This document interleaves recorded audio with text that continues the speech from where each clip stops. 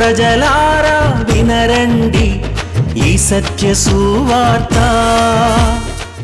ప్రభు అయిన యేసుక్రీస్తు వారి యొక్క నామములో మిమ్మల్ని అందరినీ ప్రేమతో ఈరోజు ఈ సత్య సువార్త అనే ఈ కార్యక్రమానికి ఆహ్వానాన్ని తెలియజేస్తున్నా. నమ్మకలి ప్రియస్నేహితులు, I just would like to tell you one thing. ఒక విషయం మీతో పంచుకున్నది ఏంటంటే, దేవుని యొక్క మహాకృపను బట్టి నా సందేశాలు, అనేకమైన సందేశాలు నేను యూట్యూబ్లో కూడా పెడుతూ ఉన్నా. సువార్త రాజు అనే పేరు మీరు టైప్ చేసినట్లయితే దాదాపు 35 నిమిషాల చొప్పున నేను ఇస్తున్న వివిధమైన అంశములతో కూడినటువంటి సందేశాలు అందులో మీకు అందుబాటులో ఉంటూ ఉన్నాయి. సాధారణంగా ప్రజల అభిప్రాయం ఏంటంటే 2 minutes మెసేజెస్ కావాలంటారు కదా, షార్ట్ రీల్సా, షార్ట్ మెసేజెసా, ఎలాగనేదో అంటూ ఉన్నారు. కానీ నేనైతే మరి 30 నిమిషాలు 29 నిమిషాలు ఉండే ప్రసంగాల్ని నేను మీకు ఇస్తూ ఉన్నా. ఎందుకంటే మరీ 2 minutesలో ఏమంతా సబ్జెక్ట్ చెప్తామండి. అందుకనే సంపూర్ణంగా ఉండేటువంటి సబ్జెక్ట్స్ నేను తీసుకొని నేను మీతో మాట్లాడుతూ ఉన్నా. మరీ అంత టైం లేకపోతే సరేలేండి, వాళ్ళు చూడలేరు, మరి ఏం చేస్తాం. కానీ ఎవరైనా ఖాళీగా ఉన్నప్పుడు మీరు యూట్యూబ్లోనికి వెళ్ళి నా పేరుతో మీరు సెర్చ్ చేసినట్లయితే బోల్డ్ అనే సందేశాలు ఉన్నాయి అందులో. చూడండి, ఆశీర్వదించబడండి. ఆల్రెడీ సబ్స్క్రైబర్స్ నాకు చాలామంది ఉన్నారు. ఒకవేళ మీరు సబ్స్క్రైబ్ చేసుకోకపోతే సబ్స్క్రైబ్ చేసుకోండి. అప్పుడు నేను ఇస్తున్న సందేశాలు మీకు పాపప్ అవుతూ ఉంటాయి కదా, మీకు వస్తూ ఉంటాయి. వీలైతే మీకు నచ్చితే మీరు ఇతరులకు షేర్ చేయండి దాన్ని. అప్పుడు వాళ్ళు కూడా ఈ సందేశాలని జాగ్రత్తగా విని ఆశీర్వదించబడతారు. ఓకేనా? సో మీరు వింటున్న సందేశాలను బట్టి నేను మిమ్మల్ని ఆశీర్వదిస్తున్నాను. ఇప్పుడు కూడానండి ఇశ్రాయేలీయుల గురించినటువంటి చరిత్ర సందేశాలు చెప్తున్నాను కదా. ప్రతి వారం నేను ఇస్తున్న సందేశాలని ఎప్పటికప్పుడు యూట్యూబ్లో కూడా నేను పెడుతూ ఉన్నా. మీరు కంటిన్యూగా వినండి. అయితే ఒకటి, యాక్చువల్లీ నాకు టైటిల్స్ పెట్టడం నేను ఇష్టపడడంలే. ఎందుకంటే టైటిల్స్ పెట్టి దానికి ఆకర్షణీయమైనటువంటి ఒక టైటిల్, థంబ్నెయిల్స్ పెట్టి ఏదో చేసేదానికంటే వినాలని ఉన్న వాళ్ళు వింటారు. ఒకవేళ అంత ఆకర్షణీయంగా అనిపించకపోతే, చూడకపోతే నేనేం చేయను దానికి. నేనైతే మాత్రం ఇస్తూ ఉన్నా, యూట్యూబ్లో కూడా పెడుతూ ఉన్నా. So I wish that you should also watch them in the YouTube. నేను ఇక్కడ ఇస్తున్న ఈ సందేశాలని, ఇతర సందేశాలని యూట్యూబ్లో కూడా పెడుతున్నాను కనుక సువార్త రాజు అని టైప్ చేసుకొని యూట్యూబ్లో కూడా వీక్షించాల్సిందిగా నేను మీకు మనవి చేస్తున్నాను. ఈ మధ్య కాలంలో నేను తీసుకుంటున్నటువంటి అంశాలన్నీ కూడా ఇశ్రాయేలీయుల యొక్క చరిత్రను గురించి నేను చెప్తూ ఉన్నా. How they have been blessed, ఎలాగున వారు ఆశీర్వదించబడిన ప్రజలై ఉన్నారో, ఎలాగున దేవుడు వారిని కాపాడుతూ ఉండి ఉన్నారో, ఎలాగున దేవుడు వారి పక్షంగా కార్యాలను చేస్తూ ఉండి ఉన్నాడో, వారిని ఆశీర్వదించి అభివృద్ధి పరుస్తూ వచ్చి ఉన్నారో, ఈ విషయాలు, అనేకమైన విషయాలు నేను చెప్తూ వచ్చిన్నాను. ఈరోజు నేను చెప్తున్నటువంటి ఒక మాట ఏమిటంటే, నిర్గమకాండము 14వ అధ్యాయము 14వ వచనంలో ఏం జరిగింది అని అంటే, వాస్తవానికి ఇశ్రాయేలు ప్రజలైనటువంటి వారు విడుదల పొందుకున్నారు. ఐగుప్తు దేశంలో నుంచి వారు విడుదల పొందుకున్నారు. దేవుడు వారిని కాపాడి ఉన్నాడు, దేవుని వారిని విడిపించి ఉన్నాడు. తీరా బయటకు వచ్చిన తర్వాత కొంచెం దూరం వారు నడిచిన తర్వాత, కొన్ని రోజుల ప్రయాణమైన తర్వాత వారికి ఎర్ర సముద్రం అనేటువంటిది ఎదురయ్యింది. ఇప్పుడు వెనకాల దుమ్ము రేగిపోతా ఉంది ఆ ఎడారిలో. ఏంటబ్బా అనంటే, ఫరో రాజు యొక్క సైన్యం, రథాలు, గుర్రాలు, సైన్యం వాళ్ళు వచ్చేస్తున్నారు పరిగెత్తుకుంటా. వీళ్ళని మరలా పట్టుకొని తీసుకెళ్ళి వాళ్ళని బానిసలుగా పెట్టి చేసుకోవాలి, వాడుకోవాలని చెప్పేసి వచ్చేస్తున్నారు. అప్పుడు ఇశ్రాయేలు ప్రజలు కాస్త భయపడ్డారు. ఎందుకంటే ముందు చూస్తే నొయ్యి, వెనక చూస్తే గొయ్యి కదా, ఏదో సామెత ఉంది కదా. ముందు చూస్తేనేమో ఎర్ర సముద్రం, వెనకాలకు చూస్తేనేమో ఫరో రాజు సైన్యం తరుముకుంటూ వస్తున్నప్పుడు. అప్పటికే కొంతమంది పలికేశారు, ఏమయ్యా మోషే, మమ్మల్ని ఇక్కడ తీసుకొని వచ్చావు అంటే మాకు అక్కడ ఐగుప్తు దేశంలో సమాధులు లేవనా? ఐగుప్తులో ఉన్నాయి సమాధులు, ఇప్పుడు కూడానండి. అక్కడ ఉన్నటువంటి ఒక సమాధుల తోటలను మేము చూపిస్తూ ఉంటాం తీసుకొని వెళ్ళినప్పుడు. ఓల్డ్ కైరో అనేటువంటి ఒక ప్రదేశంలో ఎన్నెన్నో సమాధులు, అక్కడ కూడా ఉంచబడినటువంటి ఒక సమాధులు ఉండి ఉన్నాయి ఓల్డ్ కైరోలో. సో వీళ్ళు అంటూ ఉన్నారు కదా, అక్కడ మాకు సమాధులు లేవని, ఈ ఎడారిలో మమ్మల్ని చచ్చిపోవడానికి, సమాధులు లేకుండా మమ్మల్ని చంపేయడానికి తీసుకొని వచ్చామని కోప్పడితే మోషే యెహోవాకు ప్రార్థన చేశారు. అప్పుడు యెహోవా దేవుడు మోషేతో ఈ మాటలు సెలవిస్తూ వచ్చినాడు. ఎందుకు భయపడతావు? ఎందుకు నువ్వు కలవరపడతావు? ఎందుకు బెంబేలెత్తిపోతావు? నీ చేతిలో నీకు ఒక అధికారం అనే కర్ర ఇచ్చాను కదా, ఆ కర్రను చాపు, ఎంత ఎర్ర సముద్రం ఎంత పెద్దదైతే ఏంటంట, ఎంత లోతుంటే అది నీకెందుకు, నువ్వు అది చాపి వాళ్ళని సాగిపోమని చెప్పు, వాళ్ళు ముందుకెళ్ళిపోమని చెప్పు అన్నట్టుగా దేవుడు చెప్పినాడు. అక్కడ వాడినటువంటి ఒక పదములు ఏంటంటే, ఇప్పుడు మీరు చూస్తున్న ఈ ఐగుప్తీయులైనటువంటి వారిని ఇక మీదట మీరు చూడరు, ఇలాంటి శత్రుత్వం అనేటువంటిది మీరు ఇక మీదట ఎదుర్కొనరు. ఎందుకనంటే మీరు ఊరక నిలుచుండి చూడండి అంతే. మీరు దాటిపోయిన తర్వాత అవతల పక్కకి వెళ్ళి మళ్ళీ అక్కడ నిలబడి మీరు చూడండి అంతే. ఈ యుద్ధము మీరు కాదు, యెహోవాయే మీ పక్షమున యుద్ధము చేయును. యెహోవా ఇశ్రాయేలీయులను ఆశీర్వదించారు. యెహోవా ఇశ్రాయేలీయులను కాపాడుతూ వచ్చినారు. యెహోవాయే ఇశ్రాయేలీయులకు విడుదల విమోచన ఇచ్చి ఉన్నారు. క్షమాపణ వారికి ఇచ్చి ఉన్నారు. పరిష్కారములను ఇశ్రాయేలీయుల ద్వారా ప్రపంచానికి దేశాలకే దేవుడు ఇచ్చి ఉన్నారు. వారిని కాపాడేవాడు, కొనుక్కక నిద్రపోక వారిని కాపాడేటువంటి వాడు. దానితో పాటు ఈరోజు నేను ఇస్తున్న ఈ సందేశము ద్వారా దేవుడు వాగ్దానం చేస్తున్న మాట ఏమన్నాడంటే, మీ దేవుడైన యెహోవాయే మీ పక్షముగా యుద్ధము చేయును. హల్లెలూయా. ఇక్కడ ఏం జరిగింది? మొట్టమొదటికి ఇక్కడ చూసినట్లయితే మోషే గారు తన కర్ర చాపాడు. ఆ ఎర్ర సముద్రం 2 పాయలైపోయింది. నీళ్లు ఇరువైపుల గోడలాగా పెద్దగా నిలబడి ఉన్నవి. ఎంత ఎత్తున్నాయి అంత ఎత్తుగాను. వీళ్ళు ఆరిన నేలన ఇశ్రాయేలీయులు నడిచి వెళ్ళిపోయారు. ఆ వెనకాల ఫరో యొక్క సైన్యం కూడా అలాగున చేయజూచి, ఇంగ్లీష్లో అయితే ఏమంటుందంటే they imitated as if they can also walk like that like the Israelites. ఇశ్రాయేలీలు వెళ్ళినట్లుగా మనం కూడా వెళ్ళిపోగలము అని అనుకరించి వెళ్ళజూచారంట. అప్పుడు అవతల పక్కకి వెళ్ళిన తర్వాత దేవుడు మోషేతో మాట్లాడుతుంటాడు, మోషే ఈసారి మరలా నీ కర్ర చాపు అన్నాడు.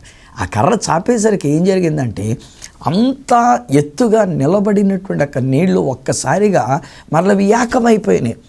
అప్పుడు ఈ ఫరో యొక్క సైన్యము, వారి యొక్క రథములు, వారి యొక్క గుర్రములు అందరూ అందులో మునిగి కొట్టుకుపోయారు. చక్రాలు ఊడిపోయి అందులో మునిగిపోయారు, కొట్టుకుపోతూ వచ్చి ఉన్నారు. ఆ యొక్క ఎర్ర సముద్రంలో మునిగిపోయినటువంటి వారుగా. అప్పుడు రాజుగారి దగ్గర ఉండినటువంటి వాడు ఒక మాట అంటాడు, అయ్యా రాజా, ఈ యుద్ధము వీళ్ళ కాదు చేస్తుంది, వాళ్ళ దేవుడైన యెహోవా వారి పక్షంగా యుద్ధము చేస్తున్నాడు గనక ఇక మనము జయించలేము, మనం వెనక్కి వెళ్ళిపోతాం రండి అని చెప్పేసి అని అది అక్కడ అతడు అన్నటువంటి ఒక మాట. యెహోవాయే వీరి పక్షముగా యుద్ధము చేస్తున్నటువంటి ఒక దేవుడు. కోర్స్ దేవుడే స్వయంగా వచ్చి యుద్ధం చేస్తున్నాడని నేను అనను, కానీ దేవునికి ఉన్న అనేకమైనటువంటి దూతలు, కోటాను కోట్ల దూతలైనటువంటి వాళ్ళు ఉన్నారు. ఆ యొక్క దేవుని దూతలు ఈ ఇశ్రాయేలీయుల పక్షముగా యుద్ధము చేసి వారికి ఉన్నటువంటి ఒక శత్రుత్వం లేకుండా ఇశ్రాయేలీయులను కాపాడుతున్నటువంటి ఒక దేవుడు. అప్పుడేనంటారా? ఎప్పుడు కూడానండి బాబు, ఇశ్రాయేలీయుల విషయంలో దేవుడైన యెహోవా జోక్యము చేసుకొని వారికి కావలసిన విజయాన్ని దేవుడే ఇస్తూ వచ్చినాడు. యుద్ధము యెహోవాదే. యెహోవాయే ఇశ్రాయేలీయుల పక్షముగా ఆయన యుద్ధము చేస్తూ వచ్చినటువంటి ఒక దేవుడు. మార్గమధ్యములు కూడా అంతే. మార్గమధ్యంలో కూడా వారికి అనేక మంది ఇతరులైనటువంటి వాళ్ళు వాళ్ళ మీదకు యుద్ధానికి వస్తున్నప్పుడల్లా దేవుడే వాళ్ళకి విజయాన్ని అనుగ్రహిస్తూ వచ్చినాడు. చివరికి వాళ్ళు యెరికో పట్టణం దగ్గరకు వచ్చినారు. యోర్దాను నదిని దాటి ఉన్నారు. యెరికో పట్టణానికి ఉన్న గోడ చాలా పెద్ద గోడ అండి. ఇప్పుడు కూడా నేను ఆ దేశానికి తీసుకొని వెళ్తున్నప్పుడు యెరికో పట్టణం దగ్గర నేను చూపిస్తూ చెప్తూ ఉంటాను. మాకు కేబుల్ కార్ అనేటువంటి ఉంది. అవతల వేరొక కొండ మీదకి మేము భోజనానికి అన్నట్టుగా అక్కడికి వెళ్తాము. ఆ కేబుల్ కార్లో వెళుతున్నప్పుడు కిందున్న తవ్వకాలకి ఇప్పటికింకా వాళ్ళకి అర్థం కాలే, ఎట్లాగున అంత పెద్ద యెరికో పట్టణం యొక్క గోడ అలా భూమిలోనికి దిగబడిపోయిందో అనేది తెలియక వాళ్ళు ఎప్పటికింకా తవ్వకాలతో ప్రయత్నం చేస్తున్నారు, ఎట్లా జరిగింది ఏంటి అనేటువంటి రీతిగా. అంత పెద్ద గోడ మనుషుల యొక్క పనితో వాళ్ళు దాన్ని ఏమాత్రం కూడా పడగొట్టలేరు, దానిని సాధించలేరు. యెరికో పట్టణాన్ని పట్టుకోలేరు, స్వాధీనం చేసుకోలేరు. దేవుడిచ్చినటువంటి ఒక వాగ్దాన భూమి అక్కడి నుంచి యెరికో పట్టణం దగ్గర నుండి స్వాధీనం చేసుకొని మొట్టమొదటి చొక్క ఎదురొచ్చినట్లుగా వాళ్ళకి ఎదురైనటువంటిది. కానీ దేవుడు ఏమన్నాడంటే యెహోషువతో మాట్లాడుతూ, యెహోషువ మోషేకి తోడై ఉండినట్లుగా నేను నీకును తోడై ఉన్నాను గనక don't look at the problem, సమస్య వైపు చూడొద్దు. కానీ నువ్వు ప్రజలను చేయవలసిన విషయం ఏంటంటే 6 దినములు ఈ ఇశ్రాయేలీలు మౌనంగా తిరగమని, ఎవడు నోరెత్తొద్దు సుమా, ఎవరు ఏ విధమైన నెగిటివ్ మాట కానీ వేరొక మాట కానీ పలకూడదు, అలా చెప్పు వాళ్ళ నోళ్ళు మూసుకోమని. 7వ దినమున 7 మారులు తిరిగి 7వ మారు వాళ్ళు ఏం చేయాలంటే వారు బూరలు ఊదుచు యెహోవాను స్తుతించడానికి అయినటువంటి రీతిగా వాళ్ళకి ఆజ్ఞాపించన్నాడు. 7వ రోజు 7 మార్లు తిరిగారు. బహుశా 7 రోజులు తిరుగుతుంటే పైన గోడ మీద ఉండినటువంటి వాళ్ళు ఎన్ని హేళనలు చేశారో, ఎన్ని ఏళాకోలాలు చేశారో, ఒకవేళ ఏ విధమైన ఆయుధాలు రాళ్ళు వీళ్ళ మీదకి పడేయడానికి చూచి ఉన్నారో, ఒక్కడు నోరెత్తలేదండి.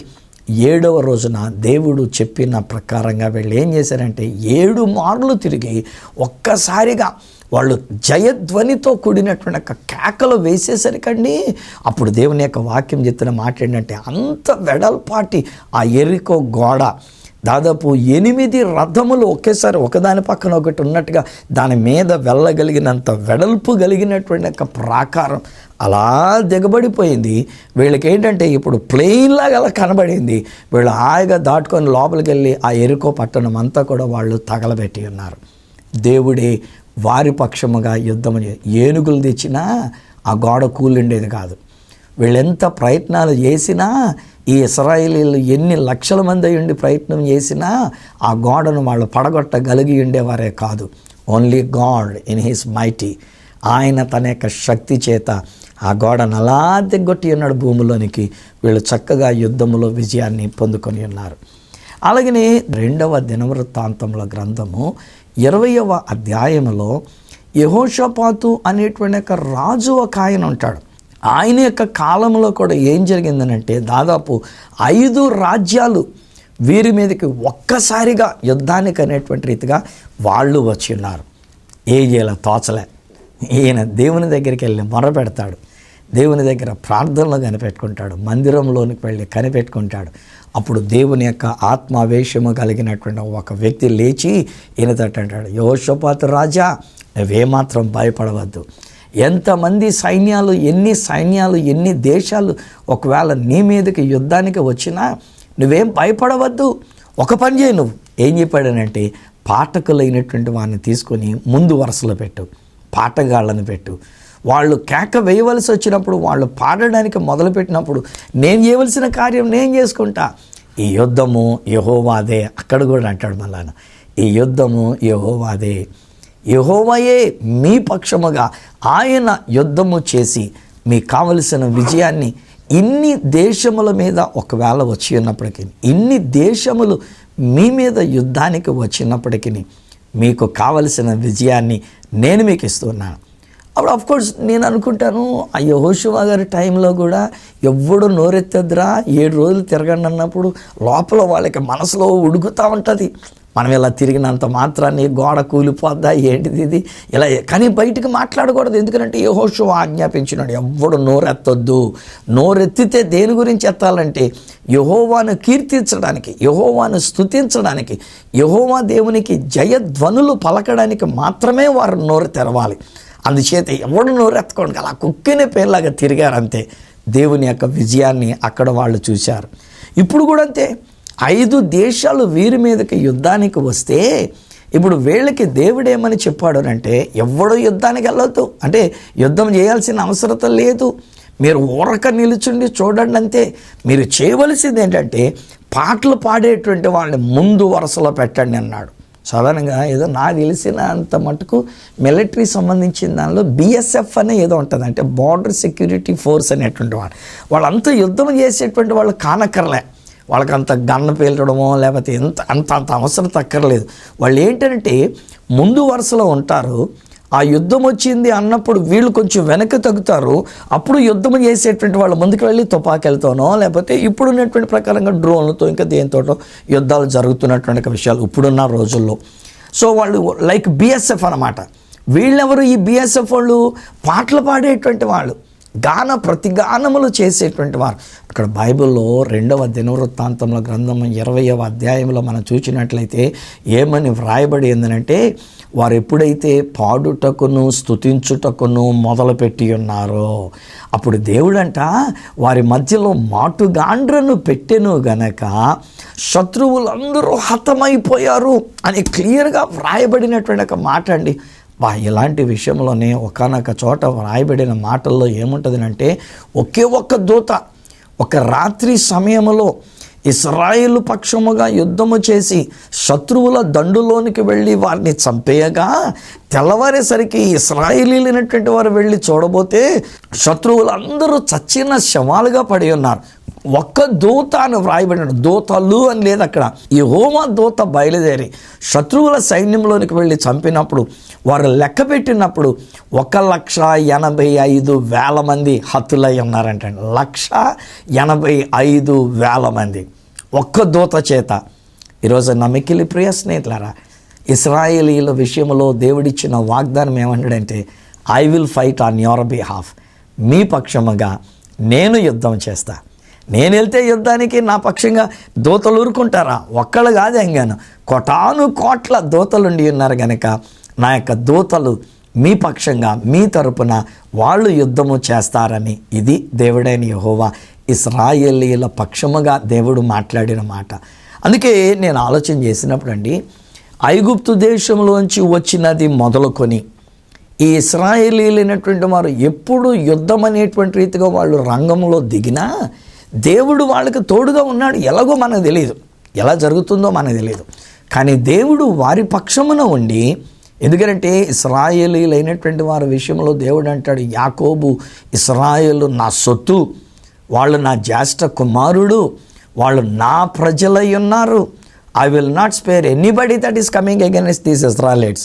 ఇశ్రాయేలీలకు వ్యతిరేకముగా వచ్చేవాళ్ళు ఎవరైనా నేను ఊరుకోను అన్నట్టుగా దేవుడు ఆనాడు వాగ్దానం చేశాడు. ఇప్పటి వరకు కూడా ఇశ్రాయేలీల పక్షముగా ఆయన యుద్ధము చేస్తూనే ఉండి ఉన్నాడు. గడిచినటువంటి దినాల్లో చాప కింద నీరులాగా ఈ ఇశ్రాయేలీల విషయంలో స్వాతంత్ర్యం వచ్చిన తర్వాత లోపల ఉడుకుతున్న విషయం ఏమిటనంటే, వీళ్ళకి వ్యతిరేకముగా జరుగుతున్నటువంటి ఒక విషయాలు ఏమిటనంటే, బహుశా ఇశ్రాయేలీలు చెప్తున్న మాట ప్రకారంగా, నేను కేవలం నాకు తెలిసింది బైబిలు, నేను ఈ మధ్య వాళ్ళ యొక్క విషయాలను కూడా నేను వింటూ ఉన్నాను కనుక అక్కడి నుంచి వస్తున్నటువంటి యొక్క వార్తా విశేషాలు నేను జాగ్రత్తగా చదవటం ప్లస్ వినడం కూడా చేస్తూ ఉన్నాను కనుక ఇప్పుడు నేను ఆ విషయాల్ని వాళ్ళ తరపు నుంచి నేను ఇశ్రాయేలీల పక్షంగా నేను అర్థం చేసుకొని చెప్తున్న మాట ఏమిటనంటే, ఎప్పటి నుంచో ఉన్న పోరాటం ఇది. అన్నదమ్ముల మధ్యలో వచ్చిన పోరాటం, ఇస్సాకు ఇష్మాయేలీల మధ్యలో వచ్చిన పోరాటం. తండ్రి ఒక్కడే అబ్రాహాము గారు, కానీ ఆయనకు హాగరు వలన పుట్టిన కుమారుడైన ఇష్మాయేలు సంతానమైనటువంటి వాళ్ళు అరబీలైనటువంటి వారందరూ ఉంటుండగా, ఇస్సాకు వలన అయినటువంటి సంతానమైనటువంటి వారు ఇశ్రాయేలీలు ఉంటుండగా, అప్పటి రోజుల్లో వచ్చిన చిన్నపాటి వేళాకోళం ఆటపాటల కాస్త ఇప్పటికి కూడా అదే పెద్ద పోరాటముగా ఉండి ఉన్నది.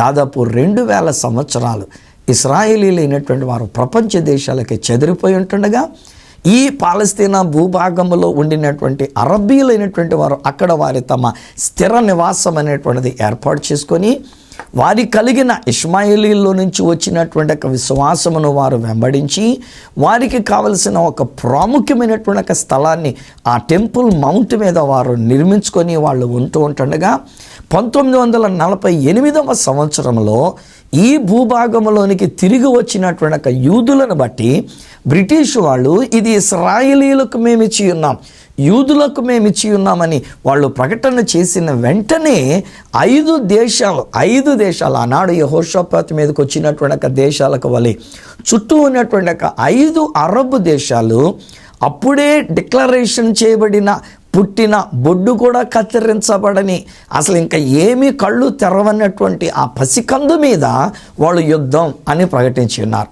అయితే దేవుడే వారి పక్షాన ఉండి ఆనాడు వాళ్ళు ఈ చుట్టూ ఉన్న 5 పెద్ద దేశాలతో, మిలిటరీ కలిగిన దేశాలతో, ఆయుధాలు కలిగిన దేశాలతో వాళ్ళు ఎదురాడి వాళ్ళు ఒక జెండాని వాళ్ళు పాతుకొని ఉన్నారు. దానికి ఇజ్రాయేల్ అని ఆ భూభాగానికి వాళ్ళు పేరు పెట్టుకొని ఉన్నారు. ఆ తర్వాత ఏమన్నా ఊరుకున్నారా? అనేకమైన యుద్ధాలు జరుగుతూనే వచ్చినాయి. 1967లో ఒకసారి యుద్ధం ఒకటి జరిగి ఉన్నది.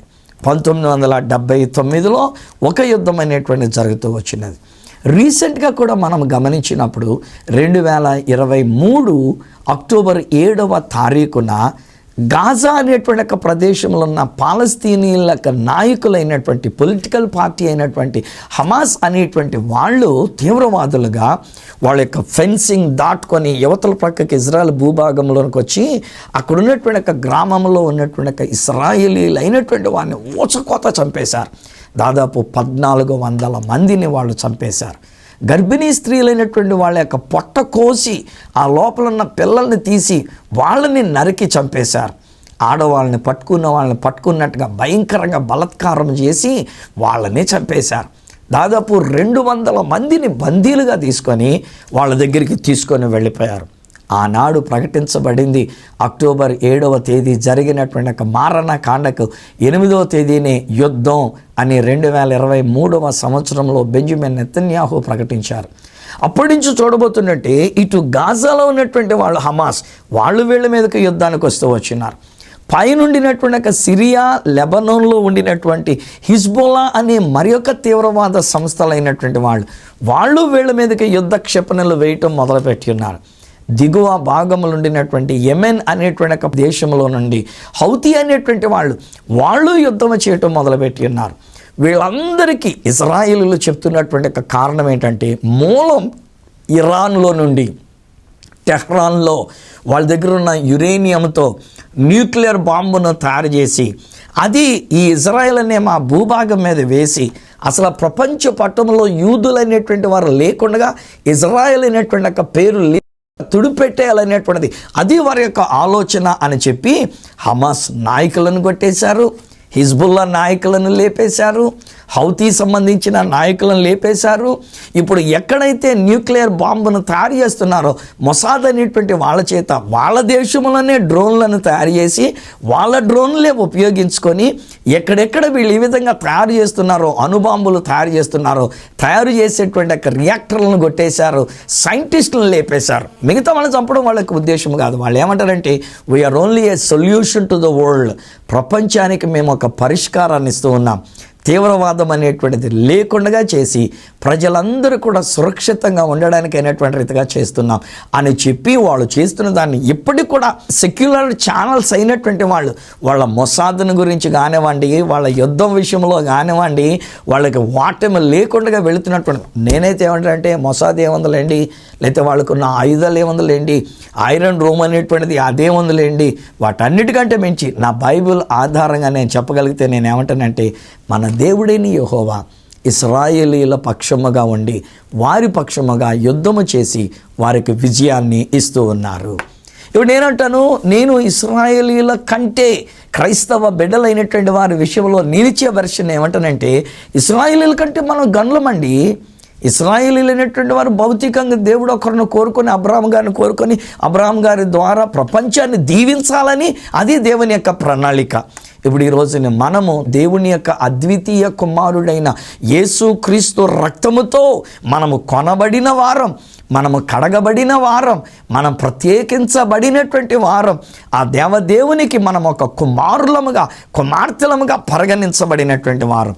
అలాంటప్పుడు దేవుడు మన పక్షముగా యుద్ధము చేయరా? అయితే ఒకటి నేననేది ఏమంటానంటే మనుషులతో యుద్ధం చేయవలసిన అవసరత లేదు. ఈరోజు నీ క్రైస్తవులమైనటువంటి మనపక్షంగా యుద్ధం చేసి వాళ్ళని లేపేయాలి వీళ్ళని లేపేయాలి అది కాదు నేను చెప్తున్నటువంటిది.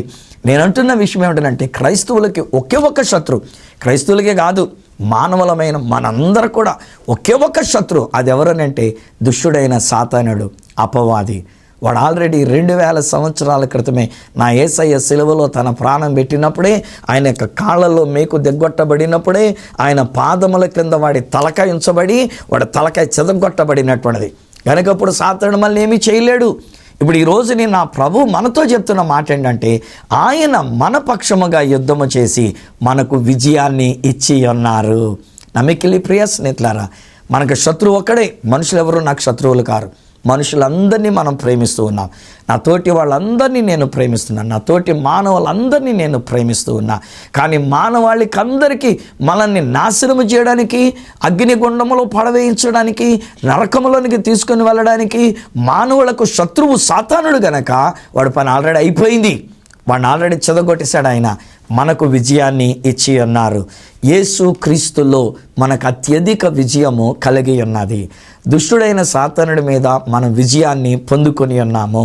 ఆనాడు ఇశ్రాయేలీలైనటువంటి వారికి దేవుడు వారి పక్షముగా యుద్ధము చేసి వారికి విజయాన్ని ఇచ్చిన రీతిగానే ఈరోజు నేనంటాను, దేవుడు మన పక్షముగా అపవాదితో యుద్ధము చేసి వాడిని ఓడించేసి మనకు విజయాన్ని ఇచ్చారు. ఆ విజయమే పరలోక రాజ్యానికి మనం వెళ్ళడం, ఆయన సిద్ధపరిచిన రాజ్యంలోనికి మనం వెళ్ళడం. ప్రభువైన యేసునందు విశ్వాసం ఉంచండి, మీరు మీ ఇంటి వారందరూ కూడా రక్షింపబడి ఆయన అనుగ్రహించే గొప్ప విజయాన్ని మీరు రుచి చూస్తారు. ఆయన సిద్ధపరిచిన రాజ్యానికి మీరు నేను మనం అందరం కూడా ప్రవేశించగలుగుతాం. పరమ తండ్రి, మీకు వందనాలు. మీ ప్రియ కుమారుడైన యేసుక్రీస్తు వారి యొక్క నామములో నేను ప్రార్థన చేస్తున్నాను. నాన్న, ఇశ్రాయేలీలైనటువంటి వారిని మా కొరకు ఒక మాదిరికరంగా మీరు చూపిస్తూ ఉన్నారు. నాన్న, వారికి యుద్ధములు జరిగినప్పుడు నాన్న ఫరో రాజు దగ్గర నుండి మొదలుకొని వాళ్ళకి ఎదురైన ప్రతి యుద్ధములో మీరు వారి పక్షముగా యుద్ధమాడి వారికి విజయాన్ని ఇచ్చినారు.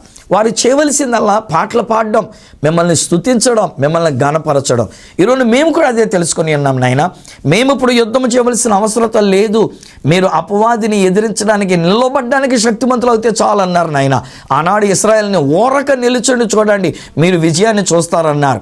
అలాగనే మేము కూడా నైనా ఓరక నిలుచుండి మిమ్మల్ని స్తుతిస్తూ ఉన్నాం, పాటలు పాడి మిమ్మల్ని కీర్తిస్తూ ఉన్నాం. మీరు మాకు విజయాన్ని ఇచ్చేశారు. దుష్టుడైన సాతానుడు మమ్మల్ని ఏమాత్రం పాడు చేయలేడు, మమ్మల్ని ఓడించలేడు, మమ్మల్ని నాశనము చేయలేడు. నాయన, అపవాదిని మీరు నాశనం చేసేశారు, వాడి తలకాయని మీరు చెదగొట్టేశారు నాయన. మాకు విజయాన్ని మీరు ఇచ్చి ఉన్నారు కనుక మేము ఎప్పుడైతే పాటలు పాడుకుంటూ ఉంటామో, మిమ్మల్ని స్తుతించుకుంటూ ఉంటామో, మా జీవితంలో మీరు మాకు విజయాన్నే ఇచ్చి ఉన్నారు. ఆ విజయమే మీ రాజ్యములోనికి రావడం, మీ యొద్దకు మేము రావడం నాయన.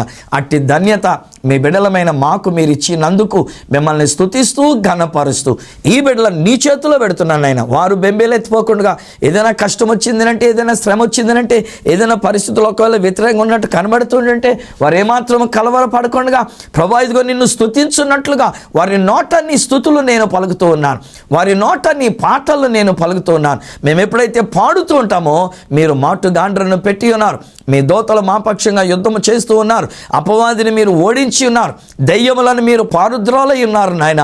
మాకు విజయాన్ని మీరు ఇచ్చారు గనుక మీకు స్తోత్రాలు. వీరి కుటుంబం అట్టి విజయాన్ని వీరు అనుభవించినట్లుగా పాటలు వీరు నోట పెట్టి ఉన్నారు, సంతోషాన్ని వారికి ఇచ్చి ఉన్నారు, విజయాన్ని బిడ్డలకు ఇచ్చి ఉన్నారు గనుక మిమ్మల్ని స్తుతిస్తూ ఘనపరుస్తూ యేసు నామమున ప్రార్థించి పొంది ఉన్నాము తండ్రి.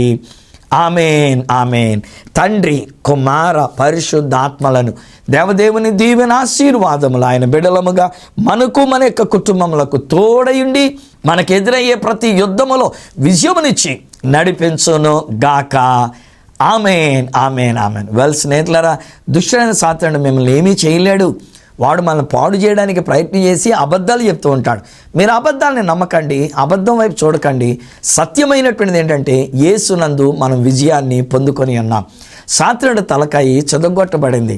మీరు పాటలు పాడుకుంటూ ఆయన సిద్ధపరిచినటువంటి రాజ్యములోనికి వెళ్ళడానికి మనం సిద్ధంగా ఉందాం. ఈ విషయంలో మీరు పొందుకున్న మేలు నాతో పంచుకునడానికి గాను నా అడ్రస్ ఈ సత్య సువార్త, సామర్లకోట 533440 కాకినాడ జిల్లా, ఆంధ్రప్రదేశ్. అడ్రస్ మరొకసారి చెప్తూ ఉన్నా, ఈ సత్య సువార్త, సామర్లకోట్ 533440 కాకినాడ డిస్ట్రిక్ట్, ఆంధ్రప్రదేశ్. అప్పటికి ఒకవేళ మీరు నాతో ఫోన్లో మాట్లాడాలని అనుకున్నట్లయితే మా ఫోన్ నెంబర్స్ 9884110907, 944000409922, 8143221122, 8885576662 మరియు 83744443766. ఒకవేళ నాకు ఈమెయిల్ ద్వారా మీరు ఏదైనా చెప్పాలని అనుకున్నట్లయితే నా ఈమెయిల్ ఐడి esatyasuvartha@gmail.com. మళ్ళీ నెక్స్ట్ ప్రోగ్రాంలో మిమ్మల్ని కలుసుకొని మరొక అద్భుతమైన ఇశ్రాయేలు చరిత్రతో మీ ముందుకు వచ్చేటంత వరకు మిమ్మల్ని మనల్ని కాపాడుతూ మనకు అత్యధిక విజయాన్ని ఇస్తున్న ఆ యేసు ప్రభు చేతులకు మిమ్మల్ని అప్పగిస్తూ మీ దగ్గర సెలవు తీసుకుంటున్న మీ ప్రియ సహోదరుడు ఈ సత్య సువార్త రాజు.